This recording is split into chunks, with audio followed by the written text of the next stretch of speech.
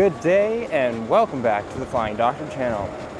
It's the middle of winter here in Atlanta and I'm getting a bit pasty and white, so I thought I'd go somewhere even colder. Today we're going to be exploring WestJet, a Canadian low-cost carrier. So if you want to see what WestJet is like and their experience on board a Boeing 737 has to offer, sit back, relax, get ready for another flight review.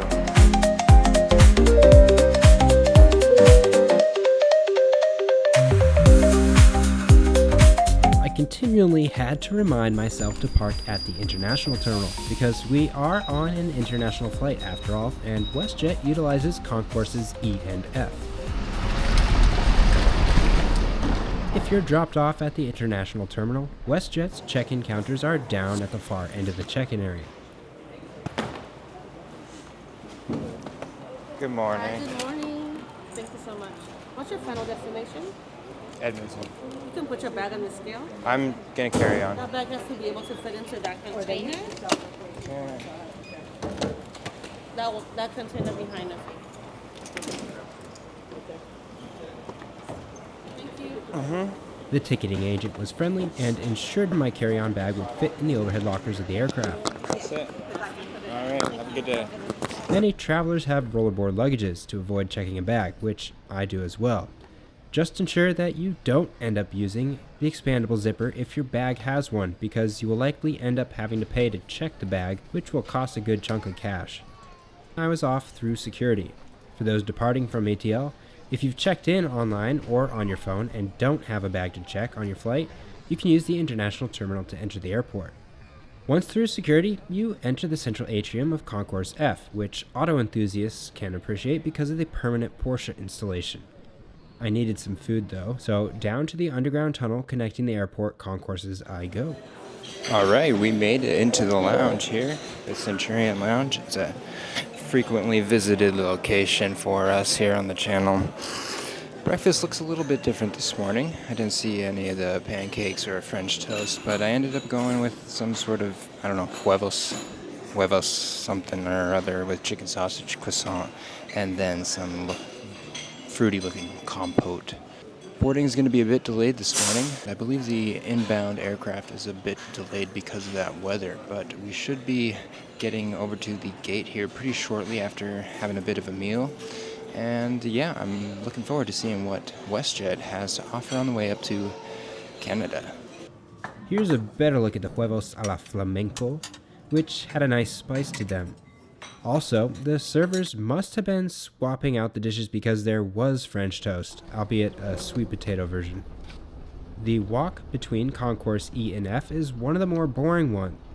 I'm not sure if the airport has plans on doing anything with this stretch of tunnel like the other ones, but if not, how about some live stream images of the apron making it seem like you're walking outside on the tunnel? That'd be pretty cool. Hey, I saw a very special aircraft that I had to try and get a closer look at, and I think you might recognize it. Remember when we took that LA-28 livery from LAX over to Brisbane? If you haven't seen that video, you should go check it out.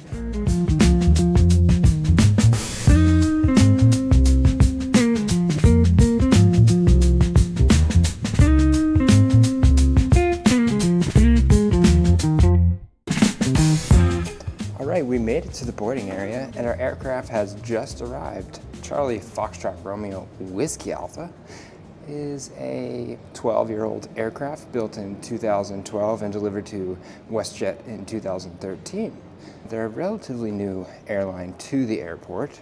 I believe they began operating out of Atlanta or to Atlanta just in the last few years or so.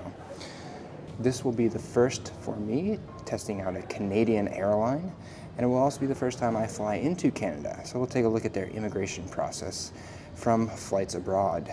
I've driven into Canada before and that was a breeze as a US citizen. Who knows what we'll experience today, as there's been a bit of tension, you could say, between the US, Canada, Mexico, and some other nations under the current political environment.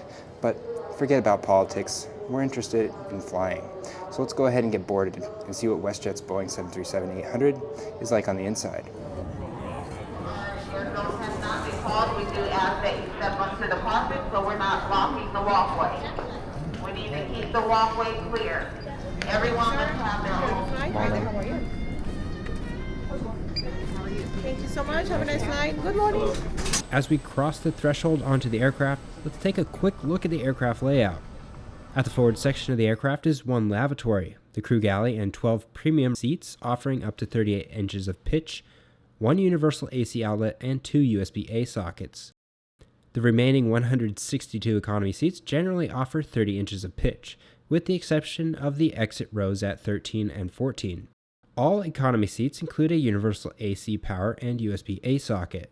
Okay, we're finally on board. It is 9:53 a.m., so about half an hour after we're supposed to, more than that. A little bit of a delay. The pilot just got off his pre-flight briefing for the passengers, and he said it was a beautiful morning in Edmonton at -24. It's not exactly what I refer to as a beautiful morning, especially when there's snow showers, but let's see what it's like when we get on the ground.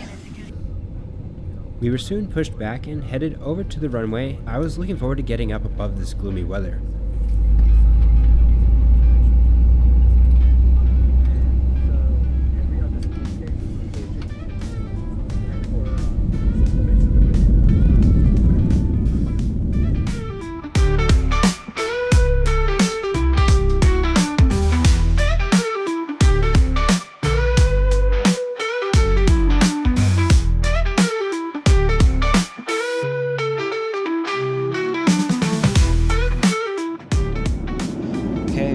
Reached our cruising altitude, and the captain has turned off the fasten seatbelt sign. Quite a few folks have gotten up out of their seat and are checking out the loo. We might take a gander in there, I'm not really sure yet. We'll see how the morning plays out.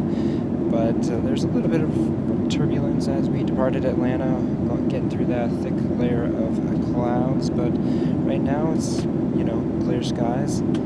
Obviously at 34,000 feet, and there is a cabin service.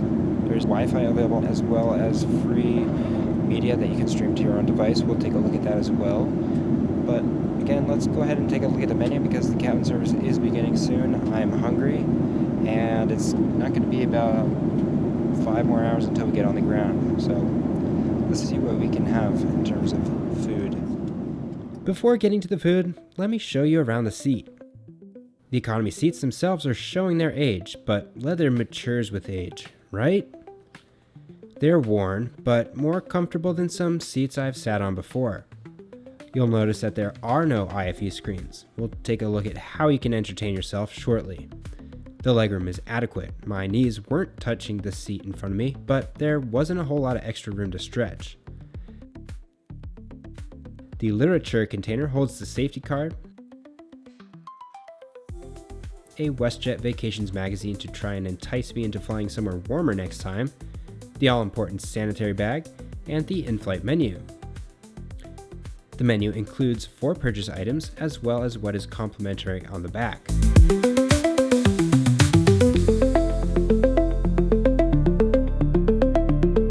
Now, in terms of comfort at your seat, you do have an available air vent and reading light above your head. My largest complaint over the seat layout would be the placement of the power outlet and USB plug. Had I plugged in the charger for my laptop, my right leg would be confined to the space between the power brick and the edge of the fuselage. There's not a lot of wiggle room with the current placement. You got the chicken piri piri bowl?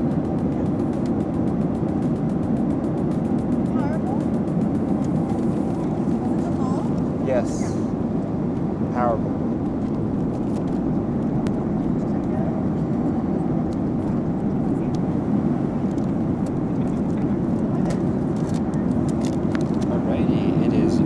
After noon, 12:06 p.m., and I went for the chicken piri piri power bowl.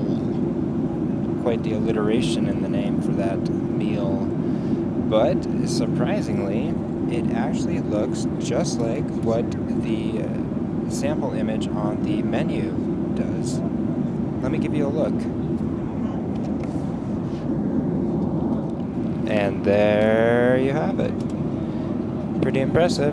looks just like that example image. I'm gonna give this a good mixing. The beverage cart is almost at row 27, and we'll probably go for the Coke Zero as the usual drink of choice. But yeah, this was 12 Canadian dollars. Not familiar with the exchange rate there, but we'll put that on the screen for your information. What was shocking though is that you could buy one of the meals that are provided to the business class or the premium class passengers, and those were $22 each. It's exorbitant, in my opinion, for an airline meal. Anyways, let's go ahead and give this a taste. So exciting. My favorite. Wooden cutlery. Let's go ahead and pre-wet it. That one wasn't too dry.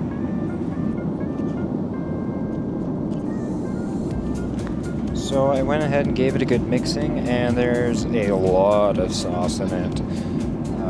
It smells pretty good, but the amount of sauce is a little bit disappointing. I usually like to go lighter on the sauce, but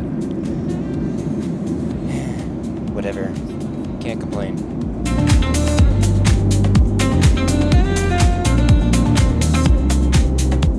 It is indeed very saucy. Tastes pretty good. I was trying to go for the healthy alternative to the turkey croissant sandwich, but honestly, with the amount of sauce that's on here, they're probably right on par with one another. Alright, just like that, the little salad is in my gut. It was pretty good.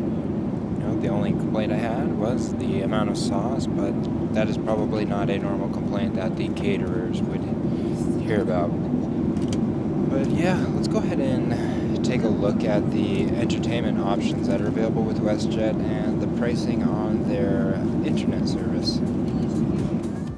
Connecting to WestJet's onboard Wi-Fi was as easy as connecting to any other Wi-Fi network.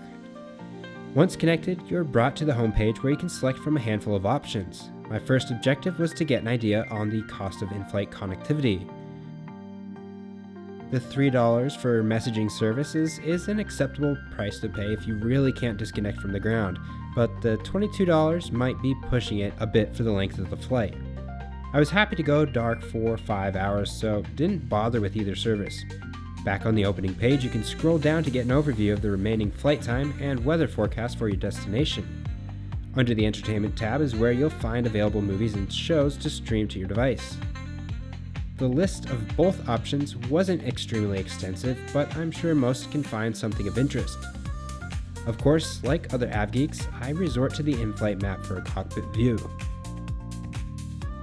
Would you pay for Wi-Fi or messaging services?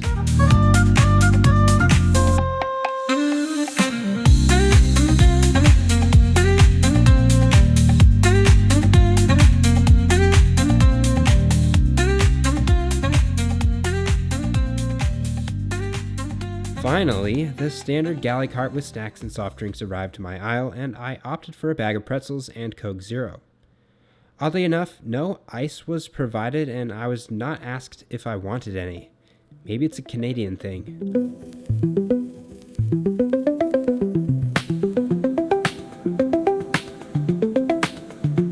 Let's dive a little into WestJet as an airline. Canada's second largest airline began operations in 1996 with a handful of Boeing 737-200s and has since operated a fleet made up entirely of Boeing aircraft. Today, WestJet operates a total of 128 Boeing 737s split between the 700, 800 NGs and the MAX 8s. Less than 10 Dreamliners operate their more long-haul flights.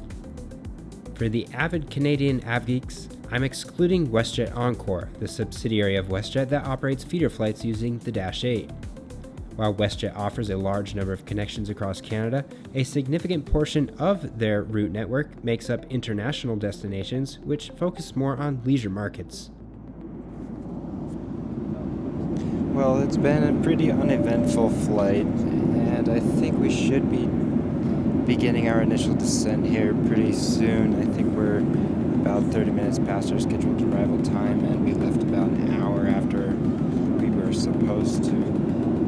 Either way, the scenery has changed from a brownish flatland, as you would expect in the wintertime in the south Midwest area, to a snow-blanketed Arctic tundra. There's really not much going on up here. Passing over the Dakotas and into Canada, it's a whole lot of nothing. There was an additional snack and beverage service provided. I had my head down with the headphones in and kind of missed out on that opportunity.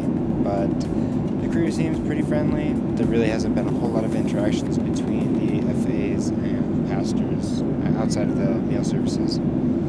So once we get on the ground in Edmonton, we'll see what customs is like, and then we'll get to our hotel and summarize what the WestJet experience is like on board their Boeing 737-800. This is Mike, Captain speaking. Quick update of arrival to Edmonton. We're descending right now. Should be touching out less than 20 minutes from now at 16 minutes past 1 o'clock local time.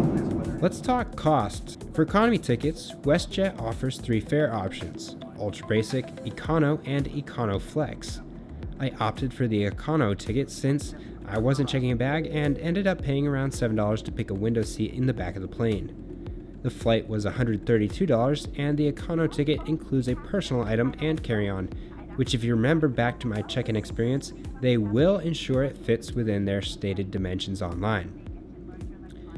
I consider myself a budget traveler, but I'll do my best to avoid the ultra basic fare for a few reasons. WestJet's lowest fare type, and many other airlines, don't end up being cheaper in the long run. I could not care less about being the last aboard, and oftentimes I try to avoid checking a bag, so those aren't big deals. The ultra basic fare doesn't even allow you to pay for a carry-on bag, so who knows what they'd do at the gate if they said your personal item was too big. We hope you've enjoyed the flight. On behalf of Captain Michael and First Officer Ryan and this wonderful crew, we just want to thank you so much for joining us this morning.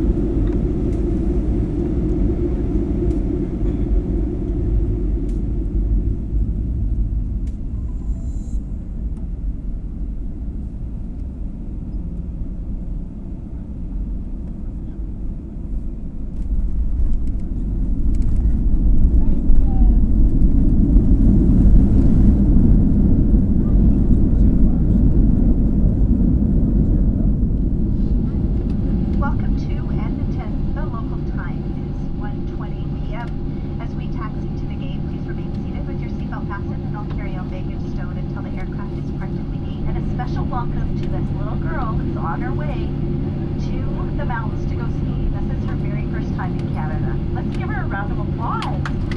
Woo!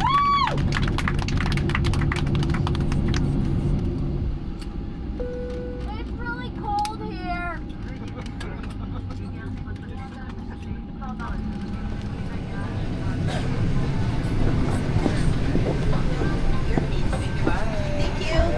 Thank you. Bye-bye. If you plan on visiting Canada, or any foreign country for that matter, I encourage you to look into see if that country has any sort of advanced customs declaration app or website. With respect to today's journey, I had downloaded the Arrive Can app onto my phone and filled out the required information. Doing so allowed me to skip the line of travelers who complete this upon arrival and jump straight to the front of the line. The app is free to download, and many countries have a similar version of this for those arriving from abroad. Since when is minus 20 nice out? It is cold.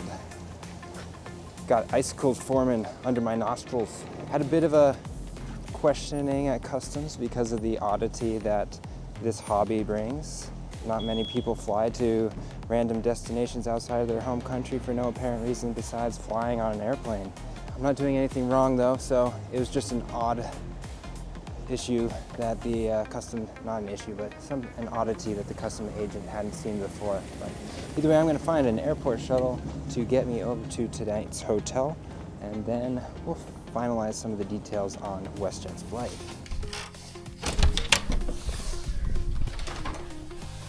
Alright, all in all, despite the initial delay and a little bit of discomfort with the seat, I think that WestJet offers a decent product if you're looking to hop across the northern border from the US to Canada or vice versa.